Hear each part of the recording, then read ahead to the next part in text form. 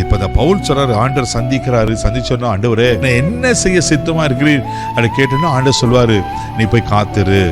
அப்போதுதான் ஆண்டவர் அனனியாவோட பேசி அனனியாவை சந்திக்க வச்சு ஜெபித்த போது ஆமீன் கண்களுக்கு செதில்கள் விழுகிறது.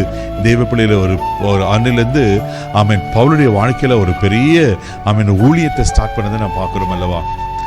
பவுல் தேவ சித்தத்தை செய்வதற்கு தன்னை முழுவதுமா அர்ப்பணித்தார். தேவ பிள்ளையில இன்னைக்கு நீங்களும் நான் தேவ சித்தத்தை செய்யறோமா? யோசித்து பாருங்க. இன்னைக்கு தேவனுடைய விருப்பத்தை நீங்களும் நானும் நிறைவேற்றுகிறோமா? இன்னைக்கு நம்ம சுய விருப்பத்தை செய்து நம்ம சுய காரியங்களை செய்யணும் தான் யோசித்து கொண்டு இருக்கிறோம் அல்லவா. இன்னைக்கு ஆண்டவர் விரும்புகிறார்.